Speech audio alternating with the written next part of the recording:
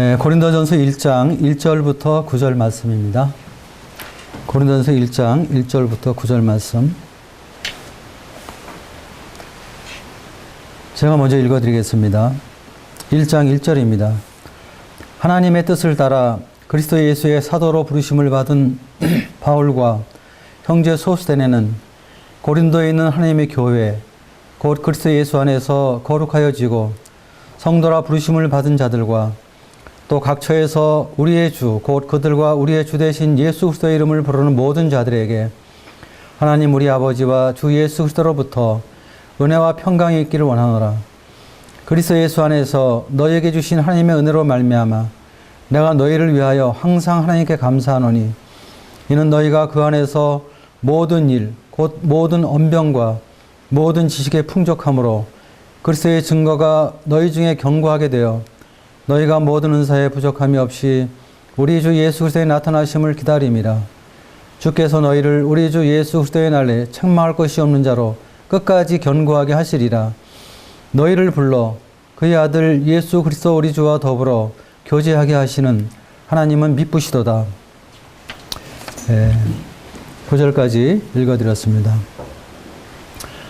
고린도 교회는 최고의 학問과 지성을 자랑하는 그 아테네에서 별로 멀지 않은 곳입니다. 인구가 한 60만 내지 70만이 사는 그 당시 상업과 무역의 중심 도시였습니다.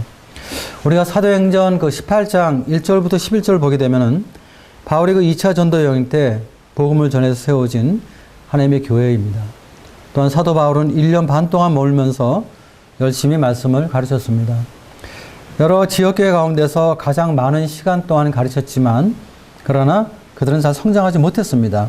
영적으로는 어린아이와 같았습니다. 그래서 고린도 교회는 사실상 많은 문제로 이렇게 시달리는 것을 우리가 보게 됩니다. 고린도시의 그 타락한 풍습이 교회 안에 영향을 끼침으로 인해서 죄의 유혹이 들어오고 그로 인해서 성도들 간에 분쟁이 일어나고 또 소송 사건이 일어나고 또 심지어는 음행 문제 이런 것까지 교회에 들어오게 됐습니다. 또 뭐 결혼에 관한 문제라든지 성 만찬의 문제라든지 또 여자들의 무질서 등으로 교회가 많이 어려웠습니다. 이런 문제들은 오늘날 이 시대 교회의 문제이기도 합니다. 고린도 교회 문제들이 오늘날 우리들의 교회 안에서도 똑같이 일어나고 있습니다. 그래서 우리가 이 고린도전서 말씀을 통해서 오늘날 우리 교회 안에서 일어나는 문제들을 예방하고 해결하는 데 큰 도움이 될 것입니다. 고린도전서의 말씀들은 여러 가지 교회에 일어날 수 있는 문제들을 해결하는 원리들을 우리들에게 가르쳐 줄 것입니다. 먼저 오늘 본문 말씀을 통해서 우리 성도님들이 교회를 섬기는 태도에 대해서 어떻게 할 것인가에 대해 생각해 보겠습니다. 교회를 섬기는 태도라는 제목으로 말씀을 드리겠습니다. 1장 2절 말씀입니다. 고린도에 있는 하나님의 교회, 곧 그리스도 예수 안에서 거룩하여지고 성도라 부르심을 받은 자들과 또 각처에서 우리의 주, 곧 그들과 우리의 주 되신 예수 그리스도의 이름을 부르는 모든 자들에게. 고린도 교회는 참 문제가 많은 교회였습니다. 어떤 면에서 우리가 볼 때 무슨 교회가 이럴까 이런 생각이 듭니다. 이게 무슨 교회일까 이런 마음도 듭니다마는 그러나 사도 바울은 그럼에도 불구하고 고린도에 있는 하나님의 교회라고 이렇게 말을 하고 있습니다. 사실상 그 사도 바울이 1년 6개월 동안 고린도 교회에 사역을 했습니다. 그 후에는 이제 아볼로가 사역을 했고, 그 다음에 3차 전도 여행 중에 있는 사도 바울에게 에베소에 있을 때 이러한 고린도 교회의 문제들이 들려왔었습니다.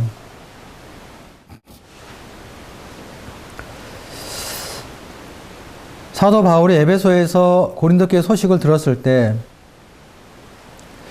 고린도 교회가 이렇게 육신적으로 많은 문제가 있고 또 교회로서 합당한 간증을 나타내지 못하는 이런 이야기를 들었을 때 사도 바울은 마음이 참 많이 아팠을 것입니다. 또 어떤 면에서는 마음에 어떤 실망감도 있을 수가 있었을 것입니다. 왜냐하면은 오랜 시간 동안 열과성을 다해서 말씀을 가르쳤지만은 그러나 고린도 교회 성도들이 그만큼 잘하지 못한 걸 보게 될 때 사역자로서 어떤 마음에 많은 어려움이 있었을 것입니다. 그러나 그럼에도 불구하고 사도 바울은 고린도 교회 성도들을 대해서 그들을 정죄하거나 판단하지 않았다는 것입니다. 바울은 여전히 고린도 교회를 하나님의 교회라고 말하고 있고, 고린도 교회 지체들을 향해서 그리스도 예수 안에서 거룩하여지고 성도라 부르심을 받은 자들, 성도라고 이렇게 부르고 있습니다. 이런 사도 바울의 태도는 참 우리 마음에 큰 감동을 주고 있습니다. 우리는 어떤 때 교회가 교회다운 간증을 보이지 못할 때 막 실망스럽잖아요. 또 마음에 이렇게 어려움이 있지 않습니까? 또 어떤 성도들을 바라보게 될 때, 어떤 육신적인 성도들을 보게 될 때, 심지어는 우리는 그렇게 생각하죠. 저 사람이 정말 구원받은 사람일까? 저 사람이 정말 하나님을 믿는 사람일까? 이렇게 생각하면서 우리가 섬기는 교회를 의심하거나, 또 우리가 섬기는 교회를 판단하거나, 또 우리 안에 있는 성도들에 대해서 우리가 부정적인 마음을 가질 때가 많이 있습니다. 그러나 사도 바울은 그럼에도 불구하고 고린도에 있는 하나님의 교회라는 이런 말을 하고 있습니다. 우리가 섬기는 교회가 사람의 교회인가 아니면 하나님의 교회일까? 또 우리가 섬기는 교회가 어떤 종파의 교회일까 아니면 그리스도의 몸된 교회일까? 우리가 섬기는 교회가 어떤 교회일까라고 생각하는 것은 굉장히 중요합니다. 즉 하나님의 교회라고 생각할 때, 주님의 몸된 교회라고 생각할 때 우리는 주님의 교회를 섬기는 우리의 태도가 달라진다는 것입니다. 가끔 우리는 교회 생활을 하다가 우리 교회에서 어떤 부정적인 일을 보게 될 때 우리 교회가 하나님의 교회일까? 이런 의심이 생기는 것입니다.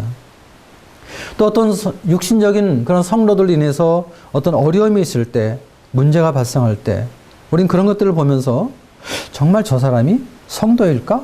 이런 생각을 종종 하게 되는 것입니다. 그러나 바울은 고린도 교회를 바라보면서 많은 문제가 있었지만 여전히 하나님의 교회라고 이야기를 하고 있고, 그리고 복음을 들은 성도들이 성도다운 삶을 살지 못하는 연약함은 있었지만 여전히 그들을 성도라고 부르고 있다는 것입니다.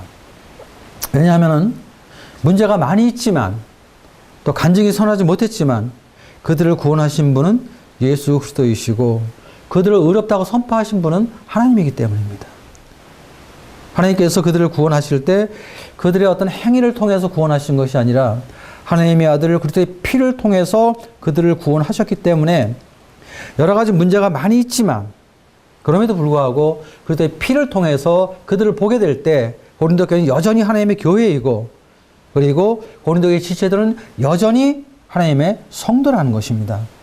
그래서 우리는 교회 안에서 여러 가지 어려움이 있을 때 그런 것들을 통해서 우리가 교훈을 받고 연단을 받을 필요 있지만 아무도 우리는 하나님의 교회를 송사하거나 하나님의 교회를 판단해서는 안 된다는 것입니다. 종종 우리는 교회 생활을 하면서 어떤 분들은 교회에 어려움이 있을 때 혹은 교회가 자기 마음에 들지 않을 때 교회를 판단하는 것입니다. 그리고 교회를 무시하는 것입니다. 그래서 어떤 사람은 어떤 개인적인 행동을 하죠.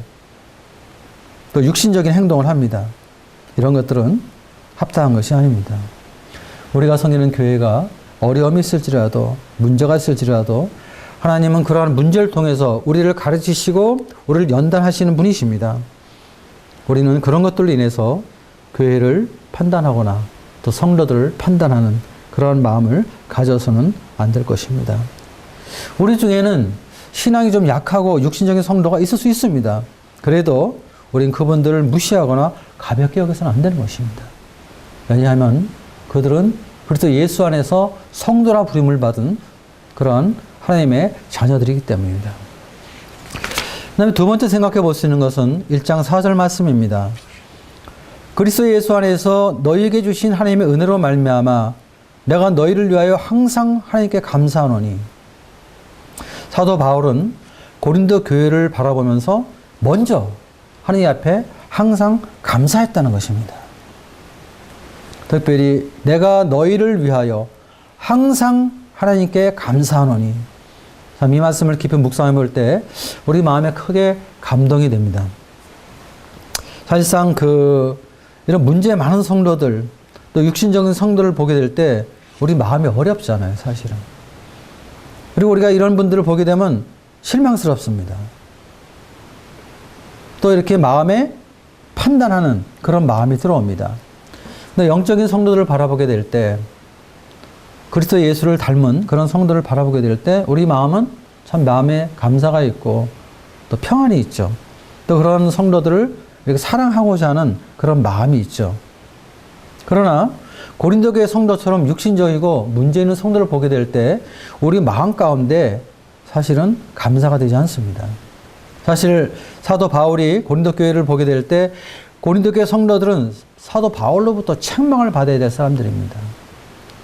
그러나 바울은 고린도 교회 성도들이 문제가 많은 성도이었지만 그들은 책망받아야 될 그런 사람들이지만 그러나 그들을 보게 될 때 그는 감사하는 마음으로 대하고 있다는 것입니다. 우리가 주님을 섬기면서 교회 안에서 또는 성도들 간의 관계 속에서 이 감사할 것을 찾는 태도는 참 중요합니다. 어떤 사람은 교회 생활을 하면서 또 이 성도들 간의 관계 속에서 단점만 찾아요. 그래서 자꾸 불평하고 원망하는데 그런 것은 좋은 것이 아닙니다. 그럼 사도 바울은 왜 책망받을 만한 이 성도들을 대할 때 감사하는 마음이 있었을까요? 고린도 교회 성도들이 문제가 많이 있지만 또 단점도 많이 있지만 그러나 하나님의 은혜 가운데 바라보게 될 때 좋은 점도 많이 있었기 때문입니다. 훌륭한 일들도 있었기 때문입니다. 사도 바울은 문제보다 주님 안에서 좋은 점들을 먼저 생각하고 감사했다는 것입니다. 그런 말이 있습니다. 사람은 95%의 장점이 있고 5%의 단점이 있다는 것입니다. 근데 사람들은 항상 5%의 단점에 주목을 하면서 사람을 판단하고 있다는 것입니다. 그러나 95%의 장점을 생각하면 우리는 판단하기보다는 감사할 수 있다는 것입니다. 우리는 하나님의 교회 안에서도 또 성도를 바라볼 때도 그 사람의 그 교회의 5%의 단점을 바라보지 말고 그것만을 주목하지 말고 95%의 장점을 바라보고 더 좋은 점들을 바라보면서 감사하는 그런 태도가 중요하다고 생각을 합니다. 고린도 교회는 1장 5절에 보면은 이는 너희가 그 안에서 모든 일, 곧 모든 언변과 모든 지식에 풍족함으로. 고린도 교회 성도들은 여러 가지 문제가 있었지만 그러나 그들 가운데 좋은 점들은 언변과 지식이 풍성했습니다. 또 6, 7절에 보면은 너희가 모든 은사에 부족함이 없이 우리 주 예수 그리스도의 나타나심을 기다림이라. 은사가 풍성한 교회였습니다. 고린도 교회는 참 많은 은사가 있었어요.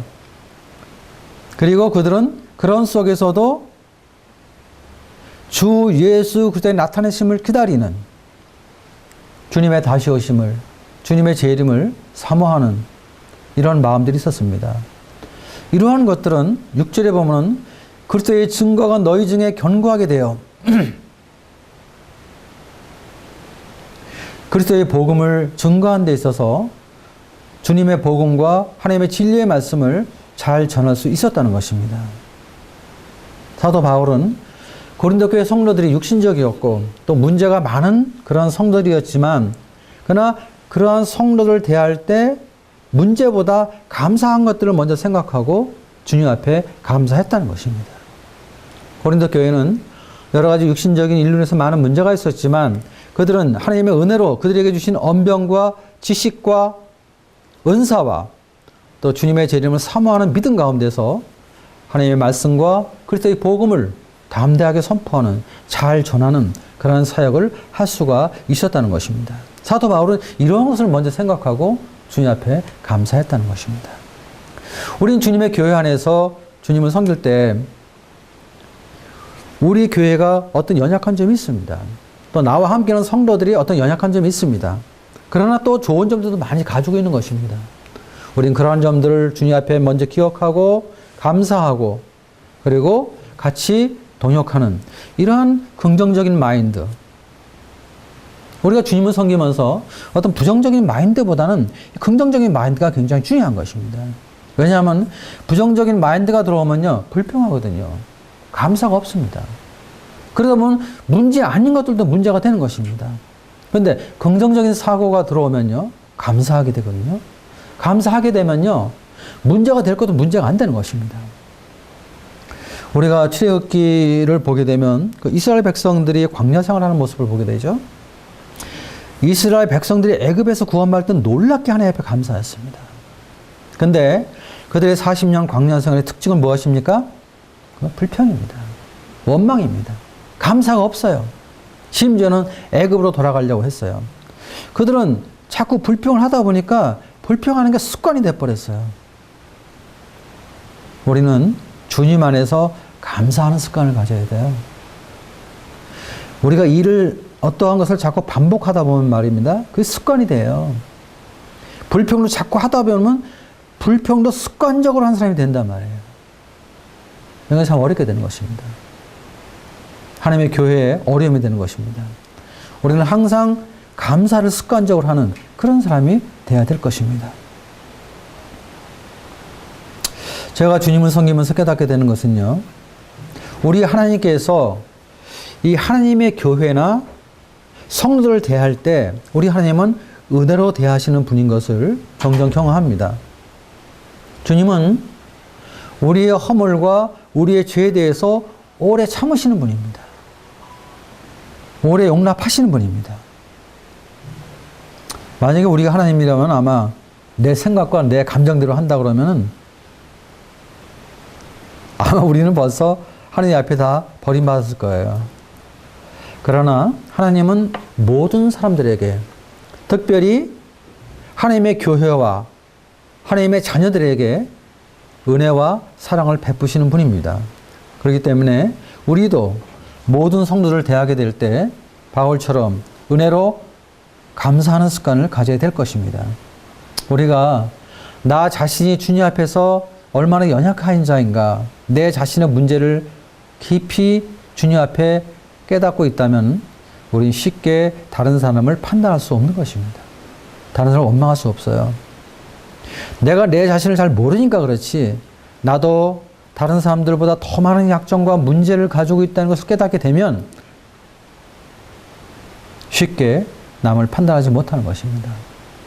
오히려 긍휼히 여기고 연민하는 마음을 갖게 되고, 그리고 그를 위해서 주님 앞에 기도하는 그런 마음을 갖게 되는 것입니다. 감사할 때 우리 마음은 건강해지죠. 감사할 때 우리 마음은 정말 행복해지는 것입니다. 그래서 우리는 주님의 교회를 섬기면서 나와 같은 자를 구원하신 하나님 앞에 감사하고, 하나님의 교회 안에서 주님의 피로 값주고 사신 성도들과 함께 주님을 섬기는 이 일에 대해서 항상 감사하면서 주님을 섬겨야 된다는 것입니다.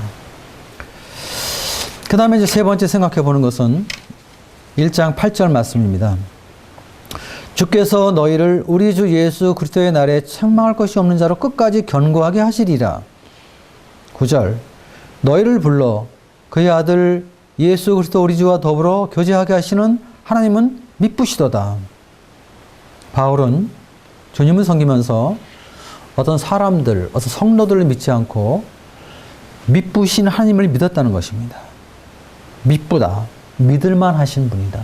신뢰할 만한 분이다. 그런 뜻이죠.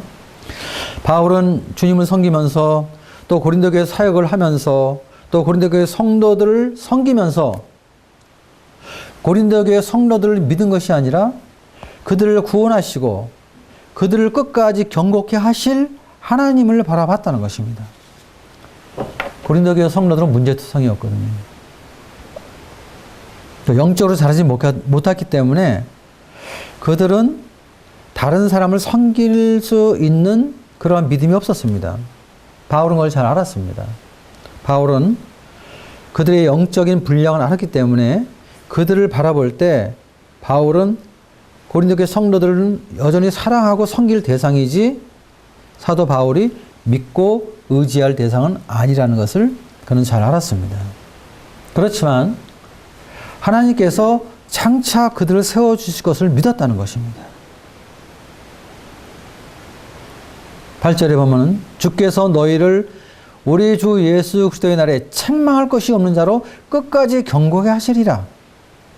지금은 고린도교회 성도들이 육신적이고 영적으로 어린아이 같지만 그러나 주님께서 그들을 다루셔서 그들을 세워주시고 그들을 양육시켜 주셔서 후일에는 책망할 것이 없는 자들로 그들을 세워주실 것을 사도 바울은 마음에 굳건히 믿었다는 것입니다. 왜냐하면 하나님은 신실한 분이시니까. 하나님은 믿으신 분이니까. 믿을 만하신 분이니까. 그렇기 때문에 하나님께서 이들을 지키시고 이들을 인도하시고 이들을 양육하셔서 이들을 변화시킬 것을 믿었다는 것입니다. 물론 지금은 아니지만 지금 고린도교회 성도를 바라보게 될 때 지금은 아니에요. 그러나 책망할 것이 없는 자로 끝까지 그들을 연단하시고 이루실 하나님을 사도 바울은 기대했다는 것입니다. 그런 하나님을 신뢰했다는 것입니다. 우리가 이 주님을 섬기면서 또 하나님의 교회 안에 사역을 하면서 항상 마음에 어려움이 종종 있죠. 그것은 우리 성도님들에게 많은 말씀을 가르치고 또 나름대로 본을 보이면서 주님을 섬기는데 그런데 시간이 많이 지났음에도 불구하고 마땅히 선생이 되어야 되는데 여전히 어린아이처럼 행동하고 또 육신적인 그런 삶을 사는 그런 성도를 보게 될 때 사실은 사역하는 사람 입장에서 마음이 이렇게 뭐라 그럴까요? 맥이 없다 그럴까? 그런 마음이 듭니다. 그래서 어떤 때는 좀 실망스럽기도 하죠. 왜 그럴까요? 지금을 바라보니까 지금 당장 이 모습을 바라보니까 그렇게 되는 것입니다. 근데 사도 바울은 지금은 아니지만 지금은 육신적이지만 장래에 좀 시간이 지난 다음에 하나님께서 이들을 영적으로 변화시켜 주실 것이라는 이런 믿음을 가지고 고린도 성도들을 바라보고 주님을 섬겼다는 것입니다. 우리가 이 주님을 섬기면서 앞을 바라볼 수 있는 장래를 바라보는 그런 믿음을 가지고 주님을 섬기는 건 굉장히 중요합니다. 우리는 항상 지금만 바라보는 거예요. 앞만 바라보는 것입니다. 그래서 어떤 때는 어떤 환경이 어려울 수도 있고 또 사람이 나를 어렵게 할 수도 있기 때문에 낙심하고 좌절할 수밖에 없지요. 그러나 믿음이라는 것은 지금 당장을 바라보는 것이 아닙니다. 믿음은 앞을 바라보는 것입니다. 미래를 바라보는 것입니다. 어떤 근시안적인 믿음보다는 어떤 원시안적인 멀리 바라보는 그러한 믿음으로 주님을 섬기는 것이 얼마나 중요한가 하는 것을 사도 바울의 이러한 모습을 통해서 우리는 교훈을 받게 되는 것입니다. 자, 우리가 예수님이 12명의 제자를 부르셨죠. 그리고 그 12명의 제자를 통해서 주님은 온 세상을 복음화시키고자 하는 그러한 계획을 갖고 계셨습니다. 그래서 주님이 12명의 제자를 선택하셨습니다. 그런데 제자를 불렀을 때 그 제자를 보게 되면요. 그렇게 유능하고 제대로 된 사람이 별로 없었어요. 우리가 잘 아는 베드로가 처음부터 자격이 있어서 하나님이 부르신 것이 아닙니다. 베드로는 뱃사람이었습니다. 어떤 면에서 세상 지식이 짧은 사람입니다. 또 인격적으로 다듬어지지 않은 그런 사람입니다. 아주 육신적인 사람입니다. 혈기가 있고 나서기 좋아하고 아주 육신적인 그런 사람이었죠. 베드로가 예수님을 처음 만났을 때, 예수님이 베드로를 처음 불렀을 때 베드로는 육신적인 사람이었습니다. 그러나 주님께서 그러한 베드로를 부르셨을 때 베드로의 현재의 모습만을 보고 부르신 것은 아닙니다. 베드로가 지금 육신적이고 또 학문이 짧은 사람이고 또 혈기가 있고 나서기 좋아하는 그런 문제가 많은 사람이지만 예수님께서 베드로를 부르셨을 때 장차 주님으로 인해서 변화될 베드로의 모습을 보고 부르셨다는 것입니다. 처음부터 예수님의 제자의 자격이 있어서 사도의 자격이 있어서 부르신 것이 결코 아니라는 것입니다. 지금 문제가 많고 육신적인 사람이지만 주님을 배우고 훈련받으면 베드로는 훌륭한 주님의 종이 될 것을 주님이 아셨습니다. 반석이 될 것을 기대하셨습니다. 그래서 우리가 요한복음 1장 42절을 보게 되면 이 안드레가 자기 형인 그 베드로를 주님 앞에 인도하게 되는데 주님께서 베드로에게 그렇게 말씀하셨습니다. 네가 장차 게바가 되리라. 게바가 된다. 게바란 말은 무엇입니까? 게바란 말은 아람어로 반석이 된다는 것입니다. 바위가 된다는 것입니다. 큰 돌이 된다는 것입니다. 베드로는 주님을 섬기면서 그가 처음에는 육신적인 그런 행동으로 인해서 여러 가지 어려움이 있었지만 그러나 주님으로부터 훈련받고 또 주님을 배우게 되었을 때 그는 정말 주님의 일꾼으로서 반석과 같은 그러한 큰 일꾼이 될 수가 있었던 것입니다. 우리가 주님을 섬기면서 이 보이는 것만 보면 안 되는 것입니다. 현재만 바라보면 안 되는 것입니다. 믿음이라는 것은 현재를 바라보는 것이 아니라 장래를 바라보는 것입니다. 믿음이라는 것은 나를 바라보는 것이 아니라 우리 주님을 바라보는 것입니다.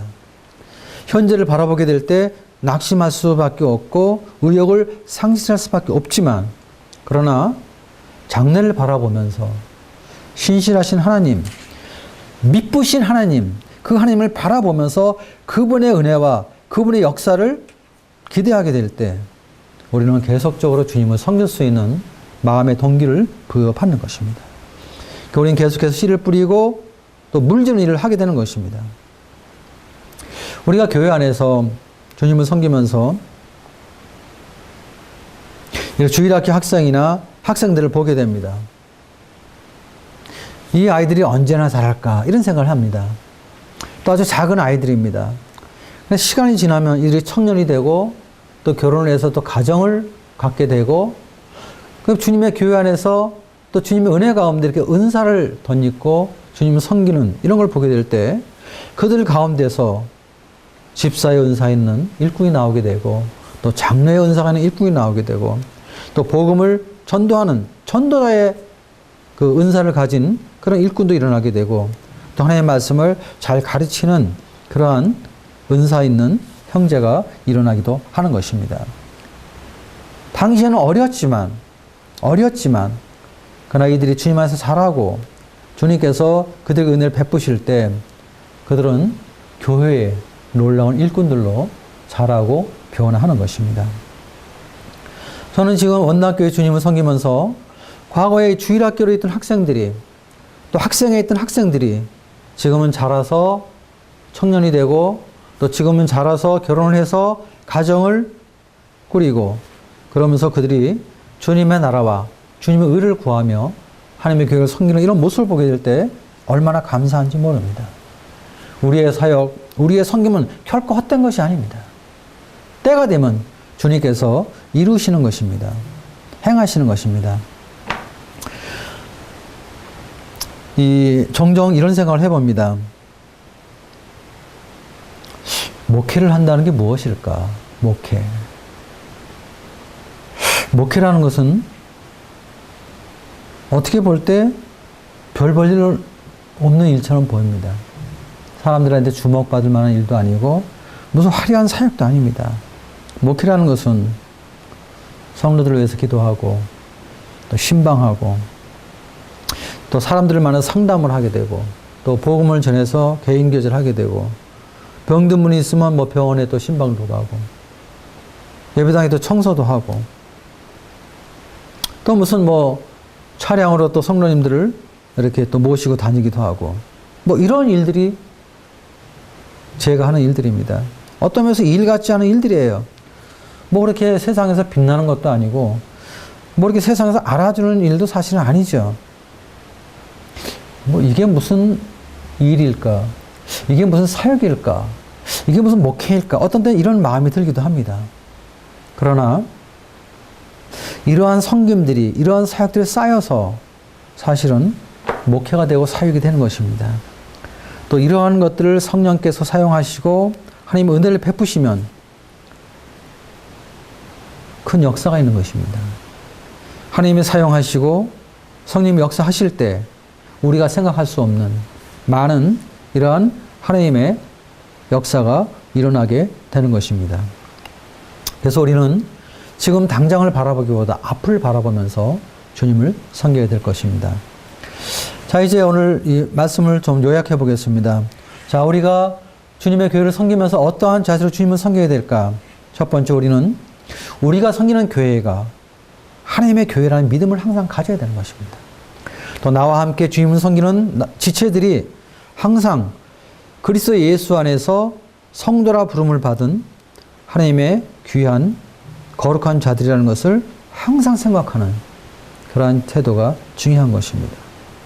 우리가 섬기는 교회가 하나님의 교회라는 믿음, 또 나와 함께하는 지체들이 주님의 피로 값주고 사신 성도라는 믿음, 이 믿음이 우리의 믿음을 견고하게 세워주고 하나님의 교회를 신실하게 충성스럽게 섬길 수 있는 마음의 동기를 부여해 주는 것입니다.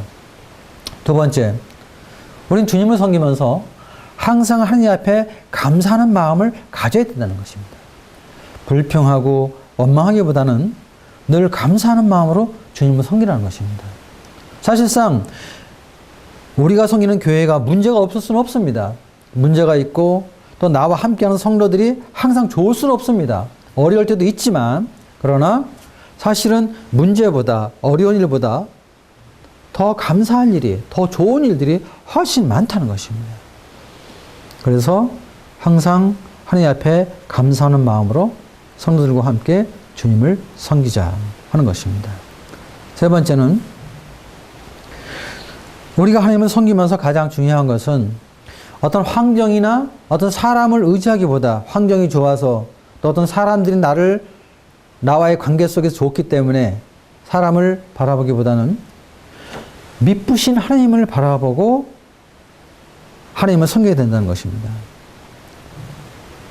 어떤 환경이나 사람은 믿음의 대상이 아닙니다. 사람은 우리가 섬겨야 될 대상이지 믿음의 대상이 아닙니다. 그럼 우리가 믿고 의지할 대상은 하나님, 미쁘신 하나님, 그분 한 분뿐인 것입니다.